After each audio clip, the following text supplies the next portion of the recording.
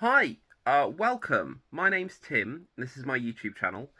Today I'm going to be doing a book review of How to Be Like Walt by Pat Williams with Jim Denny. So this is a biography, but also a self-help book about Walt Disney. So each chapter runs through basically a different period of his life, and at the end of each chapter there is some kind of lesson of some kind. Yeah, so it starts off with him as a boy, then his kind of childhood, then it goes to him trying to set up a cartoon studio in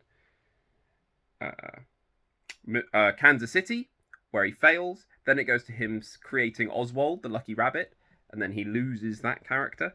And then it goes with him setting up Disney. It has him doing the golden age of Disney, creating. It has him creating Mickey Mouse and those cartoons. Then it has him doing Snow White, which was a huge bit of work. And one thing that I didn't realize was that with Snow White, they were learning how to draw people, and he kept having to throw stuff away because his artists were getting so much better that the stuff that they'd drawn 3 months ago was not good enough compared to what they were doing now. That was really interesting. Then there's a bit about actually trying to do like the rest of the quote unquote golden age, maybe not doing so well financially. Um, there's a bit about him kind of. There's a bit about each film in the Silver Age and how he wants to plus everything. And plussing is a really big thing in Walt's life, and that still comes through to Disney today. There's a bit about. Then there's part of him setting up Disneyland. Then the next chapter is about kind of making changes to Disneyland. And then there's a bit. The next chapters. Sorry, I'm just flicking through now. Next chapters about. There's a bit about the Mouseketeers and Tomorrowland, and the Florida Project.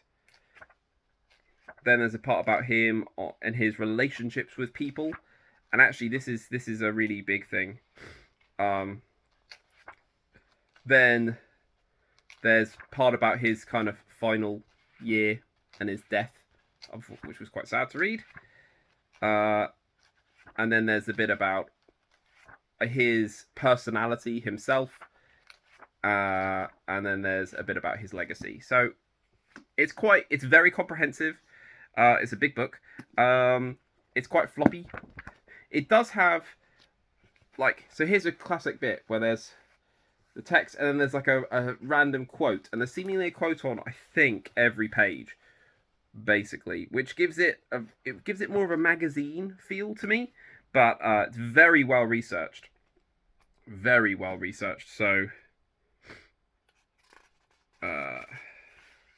these are all the people that he did interviews with, and it goes over to the next page. So there's it is a puff piece. The author is a huge fan of Walt Disney, and it is glowing in its it kind of loses its objectivity there somewhat, but it's not too bad. The one thing is that there's a few things where it's like, oh, I don't know what television is. I'm not going to put it in a contract giving my rights away. And they're like, he was a genius for not doing that. Maybe, but maybe he just didn't know what it was and didn't want it in the contract. But he talks about how he was quite a complicated man because he was just a human, and and Walt Disney the man and Walt Disney the brand were two different things. It was a very good book, and I learnt a lot about it. I learnt a lot about him. I learnt that they adopted their second daughter, which is quite important to me. And I also learnt about how his parents, especially his mother, passed away, and how the impact that had on him. But yeah, the self-help parts, give or take, some of them are really good. There was one section which was all about how he managed people, which I found very interesting.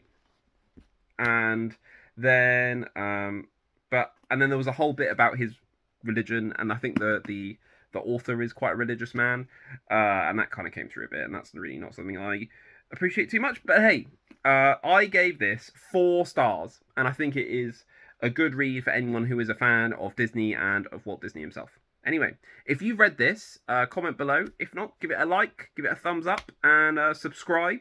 And I'll see you next time. Bye!